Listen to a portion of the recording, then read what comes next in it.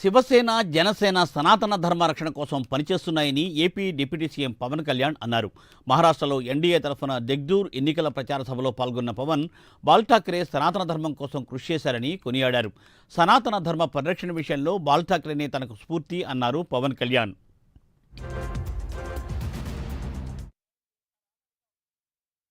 NDA के साथ रहा हूं क्योंकि मैं बीजेपी और शिवसेना से वो भी बाला साहेब ठाकरे जी की शिवसेना के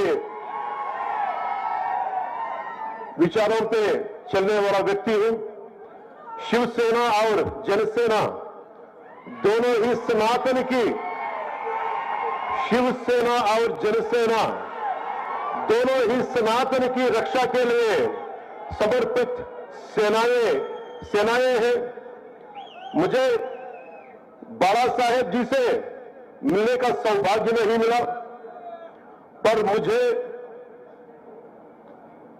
अन्याय के खिलाफ लड़ने और डटी रहने की प्रेरणा उन्हें से मिली है। इसलिए मैं इस मंच से उनको, बाला साहेब ठाकरे जी को मैं नमन करना चाहता हूं, जिनसे मुझे जनसेना के सात मूलभूत सिद्धांतों में से एक सिद्धांत प्रांतीय हित के ध्यान में रखते हुए राष्ट्रहित की भावना, ప్రాంతీయవాదాన్ని విస్మరించని జాతీయవాదం, ఇది శివసేన అధినాయకుడు హిందూ హృదయ సామ్రాట్ బాలాసాహెబ్ ఠాక్రే నుంచి నేర్చుకున్నాను.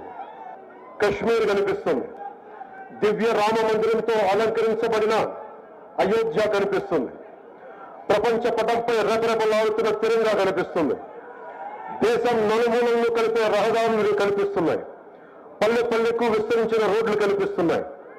గడిచిన 10 ఏళ్లలో ఎన్డీఏ ప్రభుత్వం 25 కోట్ల భారతీయులను పేదరికం నుండి విముక్తి చేసింది. 4 కోట్ల రైతులకు పంట బీమా అందించింది. పీఎం కిసాన్ ద్వారా 12 కోట్ల మందికి లబ్ధి చేకూరింది. అలాగే ముద్రా యోజన ద్వారా దాదాపు 30 కోట్ల మంది ఆడబిడ్డలకు చేయూతనిచ్చింది. గత 10 ఏళ్లలో highway men of India Nitin Gadkari గారు మన దేశానికి దాదాపు 11,000 కిలోమీటర్ల రహదారులు అందించారు. మహారాష్ట్రలోనే నాగ్పూర్ నుండి తానే వరకు 701 కిలోమీటర్ల సమృద్ధి మహామార్గం నిర్మించారు. ఇది మహారాష్ట్ర నవనిర్మాణంలో కీలక ఘట్టం. 2028 లోపు మహారాష్ట్రను 1,00,000 కోట్ల ఆర్థిక వ్యవస్థగా తీర్చిదిద్దేందుకు ఇలాంటి ఇంకెన్నో గొప్ప అభివృద్ధి కార్యక్రమాలు చేపడుతున్నారు. AP deputy CM Pawan Kalyan